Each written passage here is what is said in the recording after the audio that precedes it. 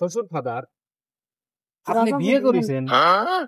বিয়ে না করলে তোরটা আসলো কোন থেকে? শ্বশুর ফাদার কই বিয়ে করছেন আপনি? তুই জানোস না? তো শাশুড়ি বিয়ে করছি। ও, শাশুড়ি বিয়ে করছেন, তো ঘরে ঘরে আত্মীয় হয়ে গেল না? এক ঘর ফাঁকে বিয়ে করলে তো আর একটা আত্মীয় বাড়লো নি। ওরে আল্লাহ রে, তুই চুপ কর এখন। আবার কি হলো ক? এই যে এত বড় পুকুর, তাই না?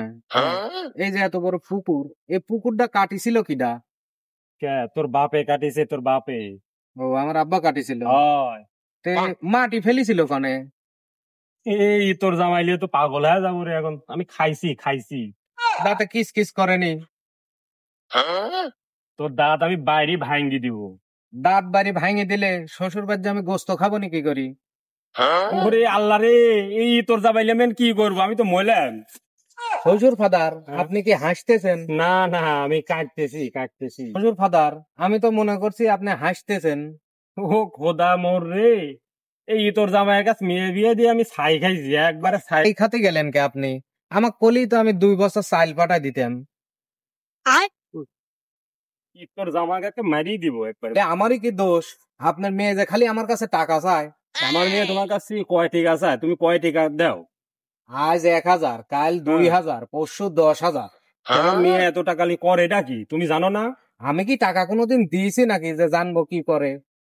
এই শালার তোর জামাইলি এখন আমি কি করে ধর। ও খোদা, তুমি আমাকে উঠাই লাও। আমি এই শ্বশুর সমাজকে কই, তোমরা মেয়ে বিয়ে দেওয়ার আগে অবশ্যই জামাই দেখি নেবে। জামাই মেয়ের সাথে যায় কিনা, জামাই বলদ কিনা, অবশ্যই এই জিনিসটা দেখে নিবে। শ্বশুর ফাদার, আপনি কি যাত্রা পালা করিতেছেন নাকি? না রে বলদ, না না, আমি আল্লাহর কাছে নালিশ দিলাম তোর নামে।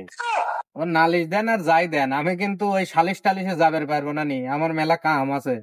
আমি মরে যাব, আমি আর বাঁচবো। হ্যাঁ, এই বলদ জামাইলে আমি শেষ।